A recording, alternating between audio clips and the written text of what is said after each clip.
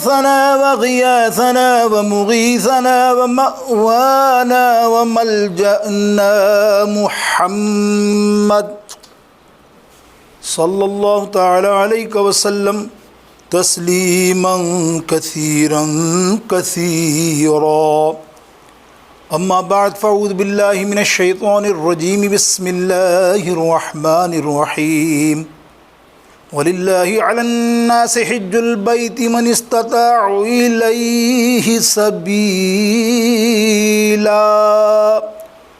صدق اللہ مولانا العظیم رب اشرح لی صدری ویسر لی امری واحلل عقدۃ من لسانی یفقهوا قولی غوث اعظم بمن بے سر و ساما مدد قبلہ دی مدد کعبہ ایمان مدد ان اللہ وملائکتہ یصلون علی النبی یا ایہا الذین آمنوا صلوا علیہ وسلموا تسلیما بآواز بلند اللہم صلی علی سیدنا مولانا محمد وبارک وسلم وصلوا علیہ صلاۃ وسلام علیک یا سیدی یا رسول اللہ۔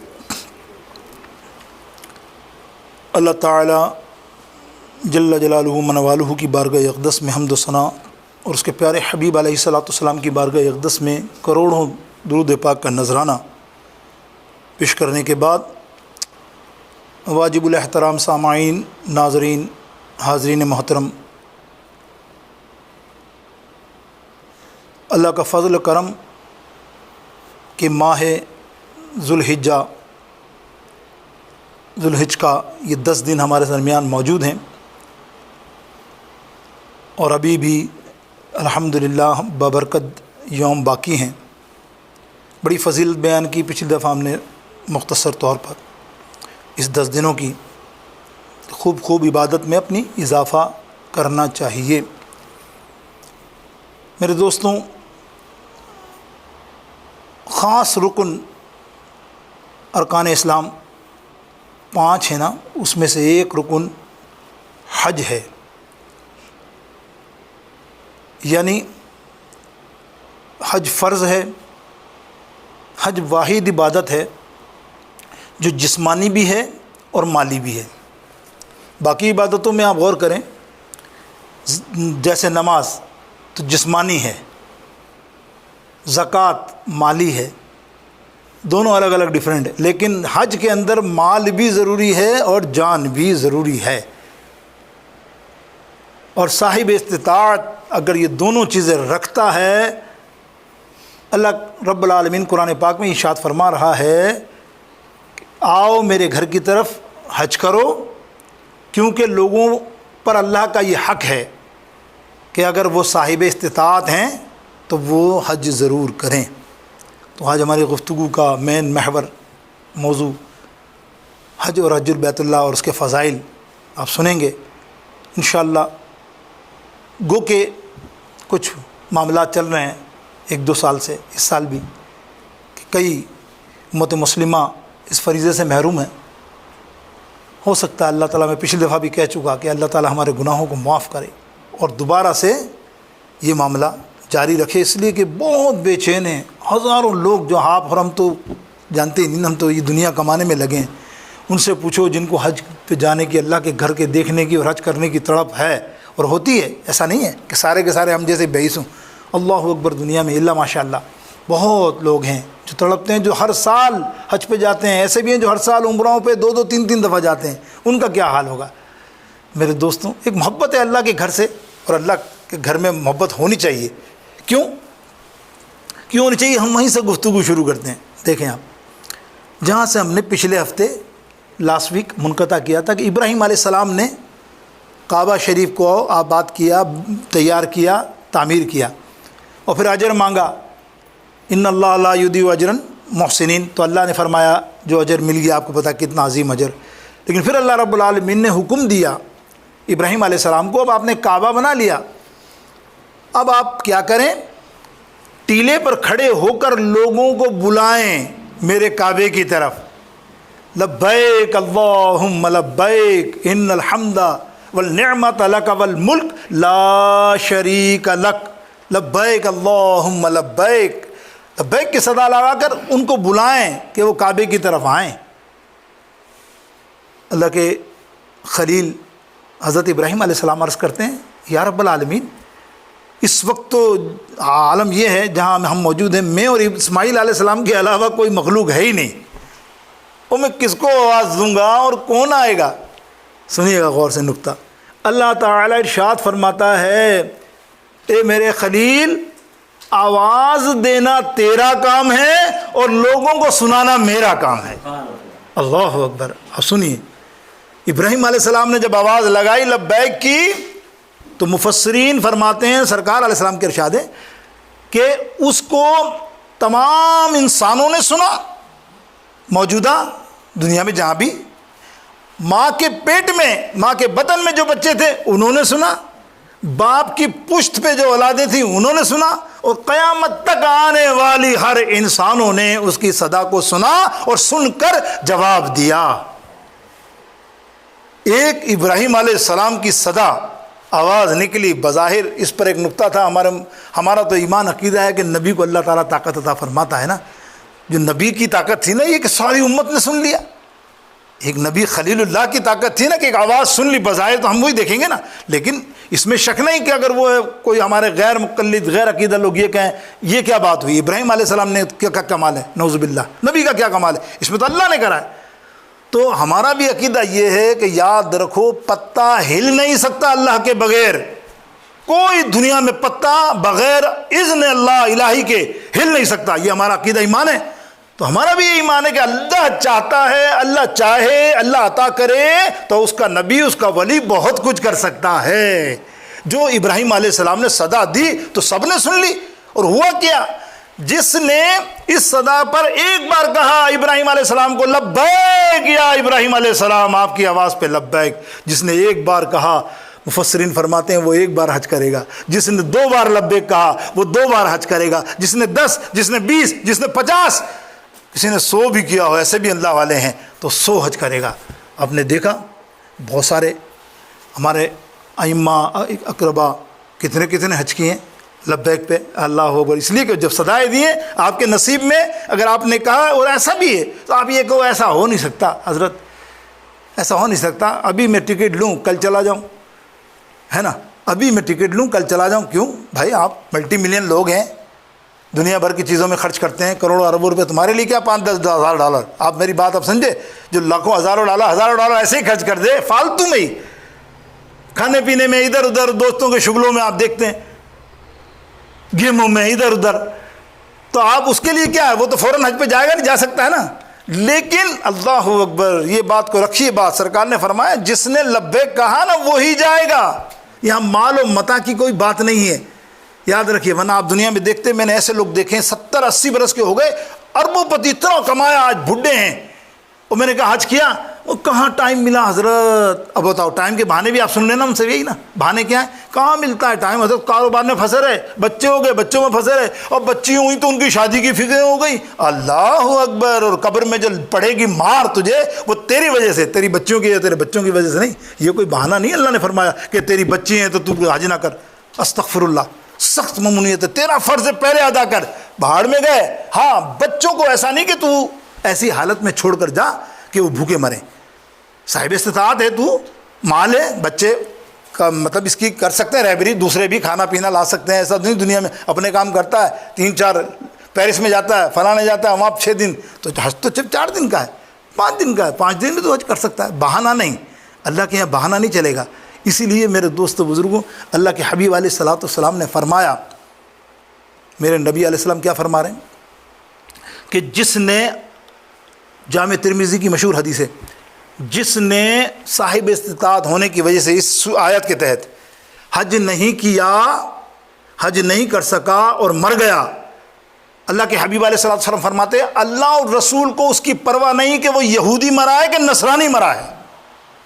اللہ اکبر.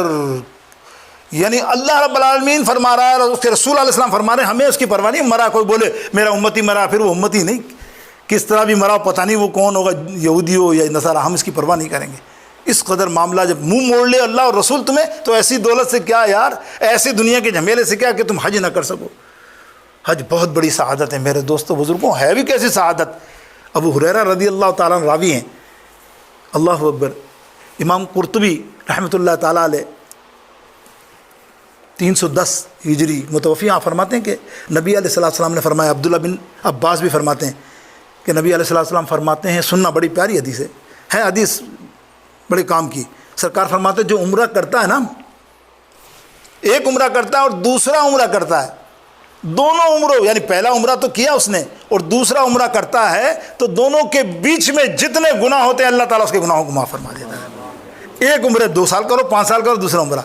پھر فرمایا صحابیوں سنو، اور جو ایک حج کرتا ہے مبرور، حج مبرور قبولیت والا، بڑی نیک نیتی کے ساتھ آپ سمجھتے ہیں مبرور کو، اگر وہ حج اس نے کر لیا اللہ اس کے نام جنت لکھ دیتا ہے۔ مسلم شریف، صحیح ابن خزیمہ، یہ دونوں کتابوں کے اندر یہ حدیث پاک موجود ہے میرے دوست۔ حج کتنی قیمتی چیز ہے، بہت قیمتی چیز ہے، خاص کر ہمارے لیے۔ ہم جو یہاں اس ملک میں بیٹھے ہیں نا، کوئی بہانہ نہیں بنا سکتا، نیور۔ میں تو چیلنج کرتا ہوں اس کو، آ جائے میرے سامنے، کیا غربت ہے، میں تیرے کو دوں گا پیسے۔ ارے ہم جیسے فقیر لوگ جو مہینے میں کچھ نہیں کماتے، وہ بھی سمجھتے ہیں حج ہو جاتا ہے ہمارا، اگر جمع کریں ہم 300 400 ڈالر تو سال میں 5 سال میں تو ہو ہی جائیں گے یار، 1 سال میں نہیں ہوں گے تو ہو جائیں گے، 200 300 ڈالر کرو۔ ایسا کیا ہے، جاؤ انڈیا چلے جاؤ، وہاں تو تمہارا آرام سے ہو جائے گا، وہاں سے ٹکٹ لے کے چلے جاؤ۔ لیکن بہانے بنانے کے لیے تو پھر اللہ کے سامنے بہانہ نہیں چلے گا۔ یاد رکھیے یہ حج کا، اور حج کی سرکار نے کیسی فضیلت بیان کی۔ ابھی دیکھیے ایک اور نقطہ سنتے ہیں حج پہ۔ حضرت سلیمان علیہ السلام کا گزر ہوا، ان کے پاس ایک کارپیٹ تھا، میں نے آپ کو بتایا ہوگا، 300 چیئر سونے کی تھی ان کے پاس، اور کنگ آف دا ورلڈ حضرت سلیمان علیہ السلام، پوری دنیا پہ حکومت کرنے والے۔ جیسے آج کل پلین میں لوگ جاتے ہیں، وہ اس زمانے میں کارپیٹ پہ جاتے تھے، ایسی تیزی کے ساتھ کعبے کے پاس سے گزر گئے، کعبہ رونے لگ گیا اور اللہ سے شکایت کی، یا اللہ تیرا نبی میرے پاس سے گزرا اور تیرے گھر میں بیٹھ کر میرے سے کچھ بات چیت بھی نہیں کی ہے۔ اللہ نے فرمایا نہ رو، کوئی بات نہیں، سلیمان چلا گیا نا، لیکن تم جانتا کچھ عرصے کے بعد، یعنی 1000 سال ہی ہیں، کچھ عرصے کے بعد میرے حبیب اور اس کی امت آنے والی ہے، وہ امت ایسی تڑپے گی تیرے لیے جیسا کوئی جانور اپنے بچے کے گم ہونے پر ڈھونڈنے میں تڑپتا ہے۔ اللہ اکبر۔ دیکھو آج حج کے لیے جو نہیں کرتے نا، آج ان سے پوچھو، وہ تڑپتے ہیں، مالی مسائل نہیں ہے نا، جو مسئلہ نہیں ہے بیچاروں کے پاس، کوئی تکلیف ہے، شرعی مسئلہ ہے، تو وہ کیسے تڑپتے ہیں حج کے لیے، ان سے پوچھو۔ تو اللہ کیا فرماتا ہے، تو بے فکر رہے، ایسے تڑپ کے آئیں گے تیرے پاس کہ تیرے کے پاس آنے کے بعد فرصت نہیں ہوگی، ہمیشہ طواف ہی کرتے رہیں گے۔ سبحان اللہ میرے دوستو بزرگوں۔ اب آئیے سرکار علیہ السلام کے دربار اقدس میں، حضور علیہ السلام کے دربار اقدس میں ایک صحابی نے سوال کیا۔ حدیثیں بھی ہم ساتھ ساتھ لے رہے ہیں اور کوشش کرتے ہیں کہ مسائل بھی آپ کے ساتھ چھوٹے چھوٹے بیان کر دیں، مسائل کے بیان کریں گے تو پھر اس کی فضائل رہ جائیں گے، لیکن بہرطور ہم کوشش کر رہے ہیں ہلکے ہلکے۔ حضور علیہ السلام کے دربار اقدس میں ایک صحابی نے سوال کیا، یا رسول اللہ صلی اللہ علیہ وسلم اسألوکا، میرا سوال ہے کیا حج ہر سال فرض ہے؟ سوال کیا، نبی علیہ السلام خاموش رہے۔ دوسری بار پھر پوچھا، یہ بھی جامع ترمذی شریف کی حدیث، یا رسول اللہ حج ہر سال فرض ہے؟ میرے نبی خاموش۔ تیسری مرتبہ پوچھا، پھر خاموش۔ تو چوتھی مرتبہ پوچھا تو صحابی کو پلٹ کر جواب دیا، صحابی اگر میرے منہ سے ہاں نکل جاتا نا، اللہ اس کو شریعت بنا دیتا اور میری امت تکلیف میں آ جاتی، ہر سال فرض ہو، بتائیے حج تو کیسا مسئلہ ہو امت کے لیے۔ تو ہر سال نہیں، سال میں زندگی میں ایک مرتبہ حج فرض ہے۔ دیکھا آپ نے، زندگی میں کتنی مرتبہ؟ ایک مرتبہ حج فرض ہے۔ لیکن حج کیا ہے، میں بھی آگے چلتا ہوں حج کے بعد رکتے ہوئے۔ حج کیا ہے میرے دوستو بزرگوں، کیا فضائل اور کیا نعمتیں۔ خالی خانہ کعبہ شریف، جب حاجی جو جاتا ہے عمرے پہ جاتا ہے، وہ سنیں، صرف خانہ کعبہ کے اطراف میں 120 رحمتیں اللہ کی نازل ہوتی ہیں۔ کس پر؟ بندے پر، جو وہاں موجود ہوتا ہے۔ نیکیاں ملتی ہیں، اجر ملتا ہے، اس کو تو سائڈ پہ رکھے نا، وہ تو ملتا ہی ہے، لیکن اللہ کی رحمت چھم چھم تبھی دیکھتے ہیں نا، ہمیں آپ کو نظر کہاں ہے، اللہ کی رحمتیں کیسی نازل ہوتی ہیں۔ اللہ کے حبیب علیہ السلام فرماتے ہیں کہ جب وہ کعبے میں طواف کرتا ہے تو اس کو 60 رحمتیں اور نیکیاں کا ثواب اس کو ملتا ہے، 60۔ اور وہاں نماز پڑھنا، قرآن پاک پڑھنا، دیگر عبادات کرنے کے کتنے ملتے ہیں؟ 40 رحمتیں۔ کتنی ہو گئی؟ 100 ہو گئی، باقی رہی 20۔ آئے ہائے، اللہ کے حبیب فرماتے ہیں باقی 20 صرف کعبے کو دیکھتا رہے، اللہ اس کو عطا فرما دیتا ہے۔ اور یہ بہت بڑی سنت ہے جو تمہیں بتا رہا ہوں، حدیثوں میں آتا ہے، میں نے پڑھا کہ نبی علیہ السلام جب مکہ شریف میں ہوتے تھے تو سیدھے صحن میں چلے جاتے تھے اور کعبے کو تکے جاتے دیکھتے جاتے۔ صحابہ کہتے یا رسول اللہ کعبے کو ایسے دیکھتے ہیں جیسے کوئی کیا، بولے تم کیا جانو اللہ اس پہ کیسی نیکیاں ہمیں عطا فرماتا۔ خالی دیکھنے پر تم بھی جاؤ حرم میں، کبھی عمرے پہ جاؤ، بیٹھ جاؤ اپنی عبادت کر کے، بس کعبے کو محبت سے دیکھتے رہو۔ محبت سے دیکھنے کی یہ 20 رحمتیں اور نیکیاں ہیں، رحمتوں پر ذکر نہیں ہے، ورنہ میں کعبے کی رحمتیں آپ کو بتاتا کہ اللہ کے ولیوں نے کیسی رحمتیں دیکھیں، کس طرح فرشتے اترتے ہیں رحمت لے کے۔ تو میرے دوستو بزرگوں، اور پھر ایک بات اور چلوں کرتے ہوئے، ابھی آپ سنتے ہی ہیں کہ پہلی دفعہ جو دیکھتا ہے نا کعبے شریف کو، پہلی نگاہ اٹھی، لوگ بڑے محتاط ہو کے دیکھتے ہیں، نیچے نیچے نیچے نیچے جاتے ہیں، جب کعبے قریب پہنچتے ہیں پھر آنکھیں اٹھاتے ہیں، اور پھر دعائیں کتنی ہوتی ہیں پتہ آپ کو؟ جو وہاں دعا مانگتا ہے نا پہلی نظر میں، اللہ تعالیٰ اس کی دعا کو قبول فرمائے گا۔ میرے حبیب علیہ السلام فرماتے ہیں اس کی دعا قبول ہو جاتی ہے، اللہ نے رکھا ہے، لیکن بندہ کتنا خود غرض ہے، بظاہر کہہ رہا ہوں، میں بھی سمجھتا ہوں، گاڑی مل جائے، گھر مل جائے، سب ہو جائے، وہ ہو جائے، یہ ہو جائے، وہ ہو جائے، یہ ہو جائے، 125 تو دعائیں ہوتی ہوں گی نا، بھائی پہلی دفعہ مانگ رہا ہوں، اور بس چیلنج کر کے جاتا ہے گھر والوں کو، دیکھ میں دیکھوں گا نا، میں تو یہ دعا مانگوں گا، تو بھلے مانگ، میں بھی یہ مانگوں۔ اب جا رہے ہیں ہاتھ پکڑے ہوئے، تو آنکھ نہیں کھولنا، میں بھی نہیں کھولی ہوئی مت، بھلے کوئی ٹکرا جائے۔ اب جا کے وہاں کھولتے ہیں نا، آئے ہائے، محدثین فرماتے ہیں خدا کی قسم اس کی دعا تو دور کی بات، جب پہلی دفعہ جلوہ ہوتا ہے اس جلال کا، رب کریم کی، اس بیت اللہ شریف کا، اللہ کے گھر کا، اس کی دعائیں ایک طرف، اس کی تو ہوش گم ہو جاتے ہیں، کیا مانگا تھا؟ پہلی نظر تو چلی گئی نا ٹک سے، یا اللہ وہ میں مانگ ہی نہیں سکا یار، وہ دیکھ کے کہا کتنی دعائیں لے کے جاتا بندہ۔ میرا اپنا تجربہ، ہم نے شروع میں جب نئے تھے، جب علم نہیں تھا، تو ہر آدمی ہم بہت پہلے حج کیا، ہم نے بہت پہلے عمرہ کیا، تو اس میں وہ والا شوق ہوتا تھا کہ بھائی تو بھی ٹائٹ، بھائی دیکھتے آنکھیں 1 سیکنڈ تک پریکٹس بھی کرتے تھے کہ کھلی رکھنی ہے، بند نہیں ہونی چاہیے، لیکن کعبے کا جلال سبحان اللہ جب سامنے ہوتا، منظر تمہیں کیا بتاؤں، ایسے تو میں نہیں بتا سکتا نا، وہ منظر تصور کرو آپ۔ اللہ اکبر۔ علامہ مفتی احمد یار خان صاحب حکیم امت، بہت بڑے مفسر ہیں، تفسیر نعیمی بہت بڑی کتاب انہوں نے لکھی ہے، اللہ بڑے پیارے گجرات کے ہیں، پنجاب کے، بہت زبردست ہمارے پاکستان کے بہت بڑے عالم ہیں، مفتی احمد یار خان صاحب نعیمی رحمۃ اللہ تعالیٰ علیہ۔ آپ لکھتے ہیں، دیکھو آپ لکھتے ہیں، انہوں نے دعا رقم فرمائی ہے، محدثوں سے رقم فرمائی، وہاں سے لکھ لی، یہاں سے لکھ، آپ نے لکھا کہ اب بندے کو چاہیے کیا کہ ہم کیا کریں یار، اتنی دعائیں بھول جائیں؟ بولے دعا کچھ نہ مانگے، بس یہ دعا مانگے، اے اللہ جب میں پہلی نظر تیرے کعبے کو دیکھوں، اللہ تو مجھے مستجاب الدعوات بنا دے، پھر جو دعا مانگو اللہ تو قبول فرما دے۔ اب جب یہ دعا قبول ہو جائے کہ ساری دعا، تو مقصد کیا ہے؟ کعبے میں بیٹھ کے، مدینہ شریف میں جا کر، عمرے کر پھر جو تو آرام سے سکون سے لکھ کر سب سے، اور امت کے لیے دعا کرے، اپنے بھائیوں کے لیے دعا کرے، تو اللہ کتنا راضی ہوگا۔ لیکن یہ دعا کے لیے میں ایک بات آپ کو بتاؤں، ایک واقعہ نیا ہوگا آپ کے لیے، بڑا مزیدار واقعہ، سنو۔ اب یہ بات میرے کو ابھی ذہن میں اچانک آیا، بنی اسرائیل کے زمانے میں سرکار یہ فرما رہے ہیں کہ بنی اسرائیل کے زمانے میں ایک نے ایسی دعا کی کہ اللہ بظاہر مسکرانے سے پاک ہے، سمجھ گئے نا، لیکن اللہ مسکرا دیا، اللہ نے اس کو خطاب دیا اس دعا مانگنے والے کو۔ میں نے کہا نا آپ کو اتنی ساری دعائیں مانگو اور یہ ایک مستجاب الدعوات کی دعا مانگ لو تو کیسا کمال ہو جائے، آپ کا ہو جائے گا نا کمال۔ اب وہ ہوا کیا، بنی اسرائیل کے زمانے میں ایک شخص تھا، وہ ہر وقت دعائیں کرتا رہتا ہے، یا اللہ، ہر وقت روتے روتے دعا، یا اللہ میری شادی کرا دے، یا اللہ میری شادی ہو جائے، یا اللہ مجھے مال مل جائے، یا اللہ میرے بچے ہو جائیں، اور یا اللہ مجھے دولت مل جائے۔ یہ 4 دعا مانگے جا رہا، سمجھ رہے ہیں نا 4 دعا۔ اللہ نے جبریل علیہ السلام کو اپنے پاس بلا کر کہا، جبریل جاؤ اس شخص کے پاس، یہ سارا دن ساری رات یہی دعائیں مانگتا رہتا ہے، چھوڑتا نہیں ہے، اس کو بول اللہ فرما رہا ہے ایک دعا قبول کروں گا تیری، بس تو کوئی ایک دعا مانگی، 5-6 ملٹی دعائیں نہیں، ایک دعا مانگ جو مانگنی ہے۔ جبریل علیہ السلام تشریف لائے اور کہا او بھائی جو تو دعا مانگ رہا ہے، اللہ نے فرمایا بس کوئی ایک دعا مانگ لے۔ بولے ہیں اللہ نے فرمایا ایک دعا؟ اب بولا ایسے کیسے، ایک دن کا ٹائم تو دو جبریل، کل میں بتاؤں گا، سننا آپ۔ اب کل جب جبریل علیہ السلام پہنچے ہیں تو دعا کیا بتا رہا ہے، بولے سنیے گا غور سے، دیکھیں آپ، اللہ انسان ہے نا، وہ کہتا ہے یا جبریل اللہ تعالیٰ سے فرمانا کہ میری ایک دعا قبول کر لے. وہ کون سی؟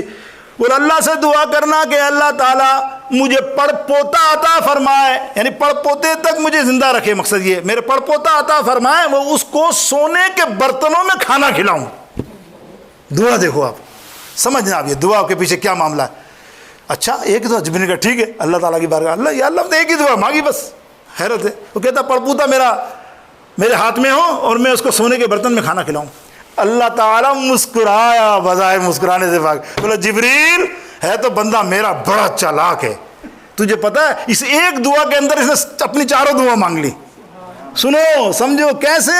اللہ فرماتا ہے جبریل سن، اس نے کہا کہ میری شادی ہو، پڑ پوتا ہوگا تو شادی ہوگی، ٹھیک ہے. پھر اس نے کہا میری اولاد ہو، پڑ پوتا ہوگا تو اولاد ہوگی. پھر اس نے کہا میرا مال ہو، تو مال میں سونے کے برتن میں جب کھانا کھلا رہا ہے تو مالدار ہو گیا کہ نہیں ہو گیا. پھر اس نے کہا کہ میں پڑ پوتے کو کھلاؤں، تو یعنی یہ چاہتا ہے کہ پڑ پوتے تک زندہ رہے. یعنی عمر کی دعا بھی قبول ہو گئی، مال کی دعا بھی قبول ہو گئی، شادی کی دعا بھی قبول ہو گئی.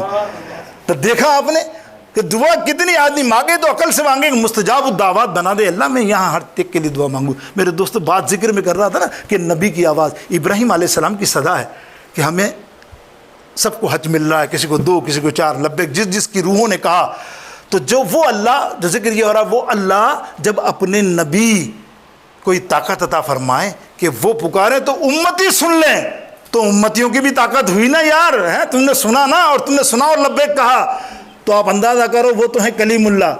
جب کلیم اللہ کو یہ طاقت عطا فرمائی تو اپنے حبیب نبی علیہ السلام کو ایسی طاقت نہیں عطا فرمائی کہ یہ ہم شکاگو میں بیٹھ کر یہاں سے پکاریں یا رسول اللہ ہم بہت پریشان ہیں، ہمارے حال پر رحمت کرو، رحم کرو، ہم بہت پریشان ہیں اے اللہ. تو قبر انور پر اللہ اپنے حبیب کو نہیں سنوا سکتا ہماری آواز؟ حبیب کو نہیں سنوا سکتا؟ کیسے ہو سکتا ہے؟ اعلیٰ حضرت فرماتے ہیں کہ فریاد امتی جو کرے حال زار پر، حال زار میں ممکن نہیں کہ خیر بشر کو خبر نہ ہو، ممکن نہیں کہ خیر بشر. تم یہاں سے پکارو انشاءاللہ تعالیٰ. یہ اللہ تعالیٰ کی عطا ہے اپنے حبیبوں پر. میرے دوستو بزرگوں، اب جو میں بات کر رہا تھا حج کی، میں نے کہا ایک حج فرض ہے. مفسرین فرماتے ہیں ایک ہی حج فرض ہے نا. بہت سے لوگ کہتے ہیں اب یار ایک فرض ہوگی، اب کیا ہے، اب کیا ہے. میرے نبی علیہ السلام فرماتے ہیں سنو، ایک حج نہیں، جتنے حج کرو گے نا مقام بڑھتا جائے گا. وہ کیسے؟ ایک حج میں سارے گناہ معاف ہو رہے ہیں آپ کے، پتہ ہے نا. حج میں نے ابھی بیان کی بات کہ جنت واجب ہو جاتی ہے اگر مبرور حج ہے. تو کیا اللہ کے حبیب علیہ السلام فرماتے ہیں کوشش کرا کرو 3 حج کرو، 3 حج کرو. ویسے تو دیکھیں آپ دیکھیں تاریخ، صحابہ نے کئی حج کیے ماشاءاللہ. مثال کے طور پر امام حسن اور امام حسین، امام زین العابدین، ابراہیم بن ادم، یہ اولیاء میں آگے، اولیاء کی بہت ساری لسٹ ہے. اس میں امام حسین رضی اللہ تعالیٰ عنہ نے 25 حج کیے ہیں، وہ بھی پیدل، اونٹ پہ نہیں، پیدل حج کیے. اندازہ کیجئے امام حسین 25 حج کیے تو کوئی ہے نا، ان سے بڑے کون جاننے والے ہیں ہم سے کہ ہم بتائیں فوائد. نبی علیہ السلام کیا فرما رہے ہیں؟ جو جس نے 3 حج کیے تو پہلا حج اس کا فرض، دوسرا حج اللہ پہ قرض، اور تیسرا حج جو کرتا ہے بندہ اللہ رب العالمین ان کے جسم کے بالوں کو جہنم کی آگ سے دور فرما دیتا ہے. یعنی جہنم ہی دور ہوئی نا، بال تو سب سے نازک ہے نا. جب بال ہی نہیں جلے گا تو پھر جسم کہاں سے جلے گا؟ تو اللہ تعالیٰ مطلب اس کی مثال ابھی میں نے ذکر کیا، مفتی احمد یار خان صاحب بھی لائیں اس بات کو اپنے حساب سے، لیکن اس سے پہلے ایک محدثوں کی قلم سے انہوں نے فرمایا، غور سے سنیے، محدثوں نے قلم سے فرمایا کہ ایک شہر کے اندر، ایک گاؤں میں یا ایک علاقے کے اندر 2 گھروں میں آگ لگ گئی، اور دونوں گھروں میں آگ ایسی لگی، سنیے گا غور سے، دونوں گھروں میں آگ ایسی لگی کہ سب کچھ جل گیا. اس گھر میں سب کچھ جل گیا، کچھ نہیں بچا تو ایک بندہ بچا جس کے پلنگ، کپڑے، رضائی، تکیہ سب خاک ہو گیا، وہ زندہ سلامت بیٹھا رہا. سارے گاؤں حیرت کر رہے ہیں یہ کیسے بچ گیا جب آس پاس کی چیزیں، گھر پورا آگ راکھ. تو وہ اللہ والے کے پاس کسی نے مشورہ پوچھا، مسئلہ پوچھا، حضرت یہ ہماری سمجھ میں نہیں آیا، یہ اللہ والا کوئی ہے؟ یہ تو بندہ عام سا، لیکن وہ بچ گیا. سننا غور سے، اس کو کچھ بھی نہیں ہوا. اس اللہ والے نے کیا فرمایا؟ تم جاؤ اس سے معلوم کرو اس نے 3 حج کیے ہیں.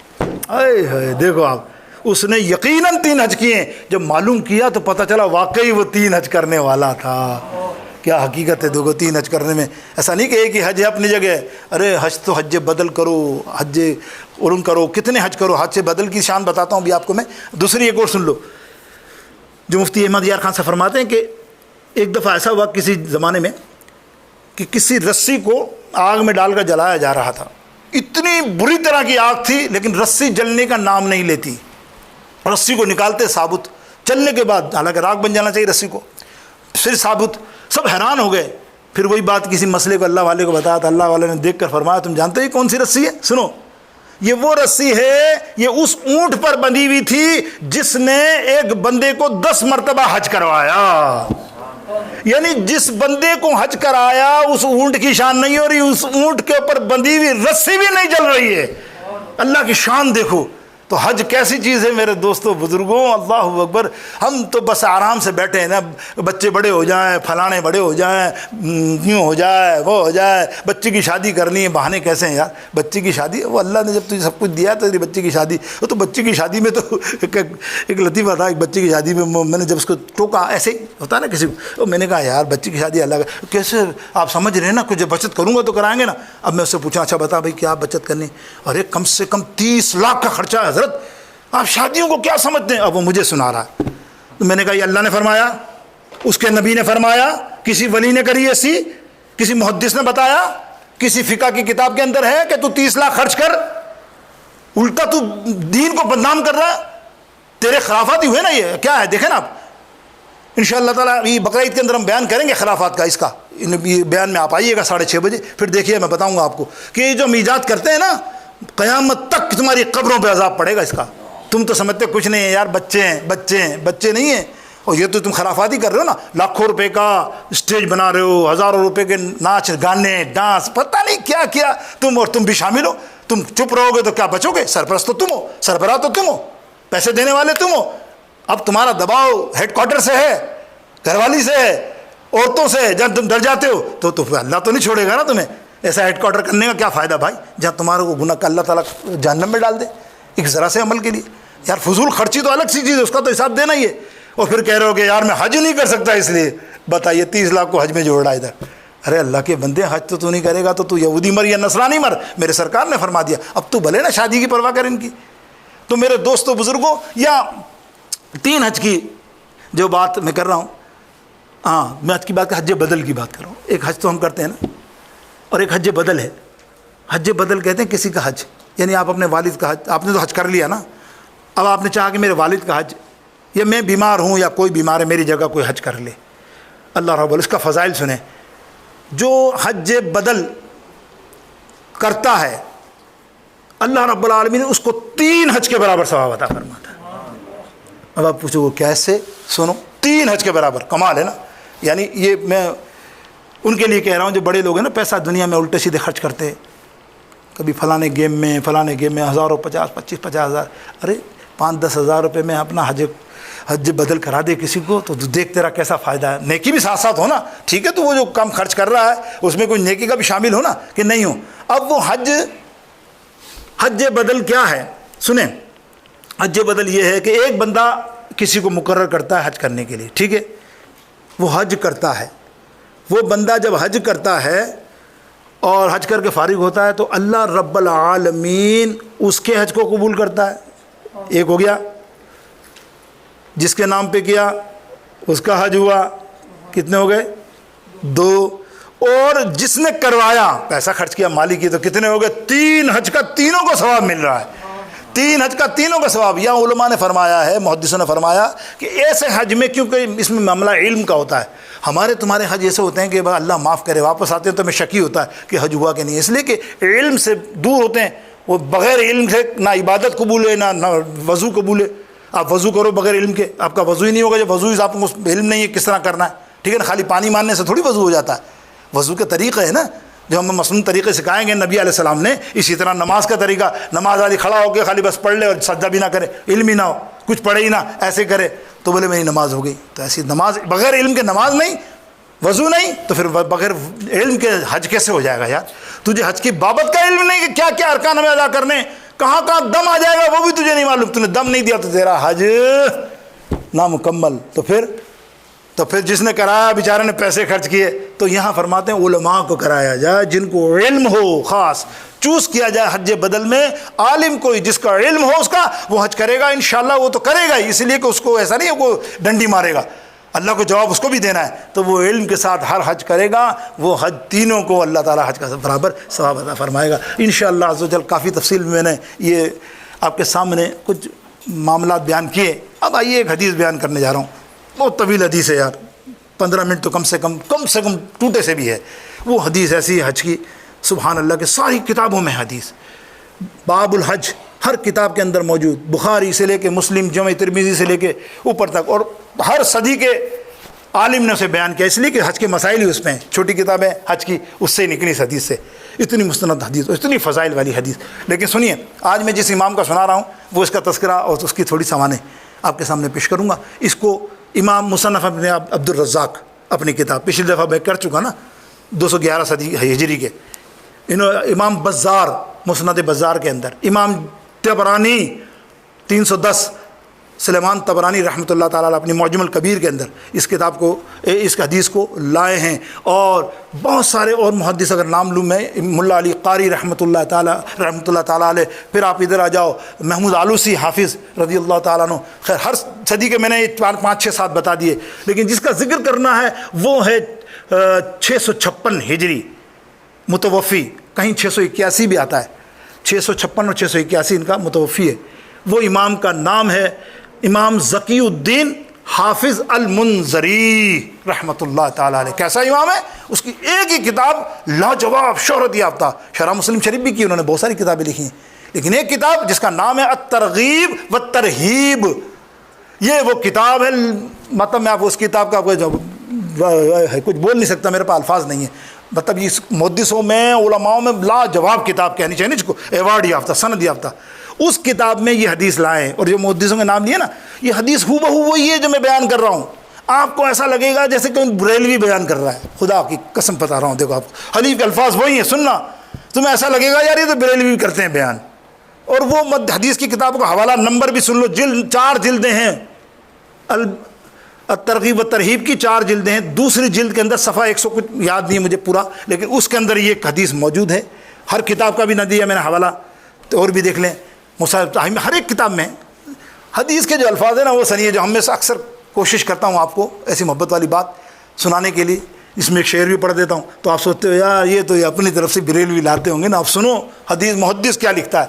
وہ فرماتے ہیں حجت الوداع کا موقع، حج کا موقع، نبی علیہ السلام مینا کے اندر، کتنا بڑا اجتماع، مسجد خیب، ہزاروں صحابی حاجی موجود، حضور مسائل بیان کر رہے ہیں حج کے، ٹھیک ہے، بیان کر چکے، تو 2 شخص حضرت عبداللہ بن عمر رضی اللہ تعالیٰ عنہ راوی ہیں، راوی بے شمار ہیں، میں نے کہا نا مختلف کتابیں ہیں، 50 سے 100 کتابوں کے نام آ سکتے ہیں کہ بیان ہو، تو میں نے 7 8 بیان کیے۔ آپ نے ہاتھ دیکھا کہ 2 بندوں نے ہاتھ اٹھا کر قریب آئے، یا رسول اللہ سألو کا، میرا سوال، ہمارا سوال، قریب آئے، ہاتھ اٹھایا، تو ہم نے دیکھا کہ ایک انصاری تھا اس میں، اور ایک ثقفی بندہ تھا جو سوال پوچھنا چاہتے ہیں، بولے کیا بات ہے؟ میں بولا یا رسول اللہ ہمارے سوال ہیں کچھ، سنو حدیث کا رمز سمجھنا بڑے مزے سے، اہل عقیدہ بلکہ سبھی عقیدہ بنو یار، یہی سچا عقیدہ ہے، خدا کی قسم قرآن پاک یا حدیث پاک اٹھا کے تو دیکھو یہی ہے نا مسئلے، کہاں ادب سکھایا میرے محبوب علیہ السلام کا اللہ نے، فرمایا ہم سوال ہے ہمارے کچھ سوال ہے، تو میرے نبی علیہ السلام کا جواب سنو، ما شئتما انا شئتما انا اخبرتما، اے صحابیوں 2 تمہیں آپشن دیتا ہوں، تمہارے اگر سوال ہیں، سننا، یہ پورے میں حدیث کے الفاظ پڑھ رہا ہوں، ایک الفاظ میری زبان سے نہیں، واللہ ممبر رسول پہ بیٹھا ہوں، کیا فرمایا؟ اے صحابیوں 2 آپشن ہیں تمہارے پاس۔ صحابی نے کہا یا رسول اللہ جی، پہلا آپشن یہ ہے کہ تم سوال بتاؤ، میں جواب بتاتا ہوں، ٹھیک ہے، اور دوسرا آپشن یہ ہے کہ سوال بھی تمہارے دل کا میں بتاؤں اور جواب بھی میں تمہیں بتاؤں۔ آئے ہے دلوں کے حال جاننے والے نبی، یہ ہے غیب دان امین۔ تم کہتے ہو کہ کیا پتہ ہے، دیکھ لو حدیث میں نبی بتائی، کسی بریلوی کی بتائی ہوئی نہیں ہے بھائی، میں نے حوالے دے دیے، کل تم بدنام کرو شاہ صاحب تو یہی باتیں کرتے ہیں۔ استغفر اللہ، ایسا کچھ نہیں ہے، ہمیں کسی کو تھوڑی دل میں ڈالنا ہے، ارے اس کی ہمیں قبر بجانی ہے۔ یہ ممبر رسول پہ بیٹھے ہیں کہ بس وہ اللہ اکبر جب جنت میں جائے اور دوزخ میں قبر میں بھی جائے تو سرکار کو پہچان لے، پہچانے کا جب نہ اس کے دل میں عشق نبی سچا ہوگا، سچا علم ہوگا۔ اب نبی علیہ السلام کیا فرما رہے ہیں؟ بول اب تیرا آپشن کیا ہے؟ صحابہ نے کہا یا رسول اللہ آپ سے زیادہ اچھی خبر دینے والا کون ہوگا؟ آپ ہمارے دلوں کے حال کو جانتے، ایمان دیکھو صحابہ کا، آپ ہمارے دلوں کو جانتے ہو، آپ سے بہتر کیا ہوگا؟ آپ سرکار فرما رہے سن نہ، تیرا 2 سوال تھے، یعنی تیرے سوال 7 ہیں، دیر آر 7 کوشچن، تیرے سوال 7 ہیں۔ سن، پہلا سوال تیرا یہ ہے کہ ہم حج کرنے کیوں آتے ہیں، کیا ملتا ہے؟ بہت جلدی کر رہا ہوں، بس وقت نہیں ہے۔ دوسرا سوال تیرا یہ ہے کہ ہم مقام ابراہیم پر نماز 2 رکعت پڑھتے ہیں، اس سے کیا ملے گا؟ تیسرا سوال یہ ہے کہ پاگلوں کی طرح صفا مروہ پہ دوڑتے ہیں، ایسا ہی ہے نا، اس سے ہمیں کیا ملے گا؟ عرفات پہ خالی بیٹھے ہوئے ہیں دھوپ میں، اس سے کیا ملے گا؟ پھر شیطان کو کنکری مار رہے ہیں، ان سے کیا ملے گا؟ پھر ہم قربانیاں کر رہے ہیں، اس کے بعد اس سے کیا ہمیں اجر و ثواب ملے گا؟ اور پھر فرمایا کہ ہم طواف زارہ کر رہے ہیں آخر کے اندر، یہ کیا ہے؟ نبی علیہ السلام نے فرمایا یہی تیرے 7 سوال تھے، خدا گواہ۔ وہ کہتے ہیں یا رسول اللہ صلی اللہ علیہ وسلم خدا کی قسم نہ ہمارے 4 سوال تھے، نہ 3، نہ ہمارے 8، یہی سوال تھے جو آپ نے بیان کیے ہیں کہ زبان سے کیا میں کہوں۔ صحابی کے ہی فرما رہے ہیں نا، صحابی کے دل کیا کہہ رہا ہے؟ حالانکہ بولا تو انہوں نے دوسرے الفاظ میں نا، لیکن الفاظ یہی ہیں کہ زبان سے کیا میں کہوں، آپ سے چھپا کیا ہے، زبان سے کیا میں کہوں، آپ سے چھپا کیا ہے، وہ جانتے ہیں میرے دل کا ماجرا کیا ہے، وہ جانتے ہیں میرے دل۔ اللہ اکبر، کیسی بات ہے، ایسی بات نہیں ہے، یہاں تم بولنے کی ضرورت نہیں ہے یا رسول اللہ میری مدد کیجئے، آنکھ بند کرو مدینے پہنچ جاؤ گے اور مدینے والے کی مدد آ ہی جائے گی۔ یہ اللہ کی عطا ہے اپنے حبیب پر۔ جملہ بھی سن لیجئے میرے دوستو بزرگو، اب نبی علیہ السلام وضاحت کر رہے ہیں، وضاحت بھی جلدی سن لیجئے۔ سن، تو کہتا ہے کہ ہم حج کرنے کیسے آتے ہیں؟ جواب سن، جب ہم حج پہ آتے ہیں نا، اور اب جب اپنے گھر سے، پاکستان سے، امریکہ سے، انڈیا سے، وٹ ایور کدھر بھی جب ایک قدم باہر نکالتے ہیں، یا وہ اونٹ پہ ہو، سواری پر ہو، ہوائی جہاز میں ہو، کار میں ہو، اب اپنی لیٹسٹ یہ سمجھ لیں گے نا، ایک قدم پر اللہ تجھے ایک نیکی عطا فرماتا ہے، تیرے ایک گناہ کو مٹا دیتا ہے۔ اندازہ کر کعبے تک جتنی دور سے، ہم تو بہت دور سے جاتے ہیں، 10,000 میل، ہمارا بڑا فائدہ ہے، کتنے گناہ مٹ رہے ہیں وہاں سے جانے، سو تو جاتے ہو یار، بڑی لمبی سفر ہے، بے لمبے تیرے گناہ معاف ہو رہے، اور تو کہہ رہا لمبا سفر ہے، وہ جو 1 گھنٹے میں پہنچ جاتے ہیں اس سے تو 1,00,000 درجے اچھا ہے جو 16 گھنٹے میں جاتا ہے، اور نیکی تیری اضافہ ہوتا جا رہا ہے۔ میرے دوستو سرکار فرماتے ہیں خالی نیت کر لے بندہ کہ مجھے حج پہ جانا ہے اس سال، جیسے ہم نیت کریں انشاءاللہ 2022 کے اندر حج کھلا تو ہم ضرور حج پہ جائیں گے، اب اس کا میٹر چالو رہتا ہے، اگر بیچ میں مر گیا اللہ اس کے نام اعمال پہ حج لکھ دے گا، اس کا ثواب لکھ دے گا، اس سے بڑا اجر کیا ہوگا میرے دوستو۔ اب وہ نیکی ہوئی، اب اس کے بعد 2 رکعت جو پڑھتا ہے مقام ابراہیم پر، اللہ تعالیٰ اسے ایک غلام آزاد کرنے کا ثواب عطا فرماتا ہے، صفے مروہ پہ دوڑنے کا ثواب، اللہ کے حبیب علیہ السلام فرماتے ہیں 60 غلام آزاد۔ ایک غلام آزاد کرنے کی تفصیل کبھی بیان کروں گا تو آپ حیرت کر جائیں گے کیا ہوتا ہے۔ یہ روئیں ہوتے ہیں نا ہمارے، ابھی تفصیل میں نہیں جا رہا، یہ روئیں، بال نہیں، ہمارے جسم کے روئیں جو ہمیں نظر نہیں آتے، کسی کے تو بال نہیں ہوتے، رواں تو ہوتا ہے نا، اس روئیں کے برابر ایک غلام کا ثواب ہے، اربوں خربوں میں اس کا اندازہ کیجیے آپ۔ اس کے بعد سرکار علیہ السلام نے کیا فرمایا؟ وہ عرفات کا میدان ہے نا، ہے اس کی تفصیل تو میں آدھا گھنٹہ کروں تو مجھے مزہ آئے، خدا گواہ آپ حقیقت بتائیے اس میں ہوتا کیا ہے؟ عرفات کے میدان میں آسمان زمین پر اللہ تعالیٰ تشریف لے آتا ہے فرشتوں کے ساتھ، اور فخر کرتا ہے، ہاں فرشتے یہ کون ہے، یہ کون ہے ذرا اس میں بتا، کوئی وزیر بھی آیا ہے، کوئی دنیا کا بادشاہ بھی آیا ہے نا عرفات میں؟ بولے یا اللہ ہاں وہ فلانے بادشاہ، فلانے ملک کا بادشاہ، فلانے ملک کا بادشاہ، وہ بیٹھا ہوا کونے میں برا نہیں، اس کا کوئی کمرہ VIP بنا نہیں، وہ دھوپ میں یا اللہ جیسے سب بیٹھے ہوئے نہیں، وہ کوئی کپڑے وپڑے بادشاہت والے پہنتا، فرشتوں میں فخر، فرشتے کہتے ہیں نہیں اللہ جیسے سارے بال بکھرے ہوئے پاگلوں کی طرح جیسے سب ہے ویسے ہی وہ بیٹھا ہوا ہے، حرم سفید کپڑے احرام باندھ کے ہیں، بولے کچھ نہیں۔ اللہ فرماتا ہے تم تو کہتے تھے کہ یہ نیچے زمین پر جائیں گے تو بڑا شر پیدا کریں گے، یہ تو میرے بندے ہیں، کوئی ہے اس میں ایسا جو دکھانے کے لیے بیٹھا ہو؟ واللہ اللہ یہاں کون دکھانے کے لیے بیٹھے گا؟ خدا گواہ بتاؤ، عرفات میں کوئی ہے دکھاوے کا معاملہ؟ تم جانو حج کی کیا شان ہے، رکن اکبر ہے عرفات، وہاں نہیں گیا تو حج نہیں ہوا، وہ والی بیٹھنا ہی ہے، چاہے 1 منٹ کے لیے وہاں بیٹھے اس کا حج ہوگا، اگر وہ نہیں بیٹھا تو حج نہیں ہوگا، چاہے سارے ارکان ادا کر لے۔ وہ بیٹھنے والے کیسے ہوتے ہیں؟ اللہ اکبر! اور اللہ کیسا فخر کر رہا ہے، اللہ فرماتا فرشتوں جاؤ نا، دنیا میں جتنی ریت ہے، جتنی ریت کے کنکر ہے، کتنے اندازہ نہیں کائنات میں، اللہ فرماتا ہے ان کے برابر بھی اگر ان کے گناہ ہیں ان کو معاف کر دو۔ فرشتوں کو، فرشتوں رکو، ان کی ریت کے برابر کنکر کے برابر گناہ معاف نہیں کرو۔ سنو، یہاں بیٹھ کر یہ جس کے لیے بھی دعا کریں، اپنے احباب، بھائی بہن، کسی کے لیے بھی، ان سب کے بھی گناہ اسی طرح معاف کر دو۔ کیا عرفات پہ بیٹھنے کا مزہ، ماں کے پیٹ والی بات ہے نا۔ اور پھر میرے دوستوں بزرگوں، اسی لیے ہمیں فرمایا کہ عرفات کا موقع جب آئے گا ابھی انشاءاللہ اتوار یا پیر کے دن، وہاں آپ فون کر لیجئے، بیٹھے کیا حال ہے بیٹھے، یار دعا تو کر دے۔ اس نے وہیں دعا کر دی، اے بیڑا پار، ایک وائی فائی کی وسیلے سے، وائی فائی کا وسیلے سے تمہارا کام بن رہا ہے یار۔ اللہ اکبر میرے دوستو، یہ نبی علیہ السلام کی حدیث مستند، میں نے کتنے حوالے بتائے۔ پھر فرمایا کنکر مارنے سے کبیرہ گناہ اس کے معاف ہوتے ہیں۔ مختصر، قربانی کرنے سے، یہ تو آپ کو علم ہے کہ اللہ تعالیٰ اس کو صراط پل صراط پر اس کو سواری عطا فرمائے گا مضبوط، اور جو بال اتریں گے اس بال کے برابر نیکی ہیں۔ اور طواف زارہ جو کرتا ہے تو اللہ ارشاد فرماتا ہے فرشتوں جاؤ اس کو اب جا گھر، آج تو ابھی ایسا ہو گیا ہے کہ جیسے ماں کے پیٹ سے پیدا ہوا ہے، اللہ نے تجھے بالکل صاف کر دیا، جا اپنے گھر اب جا طواف زارہ کر کے۔ وآخر دعوانا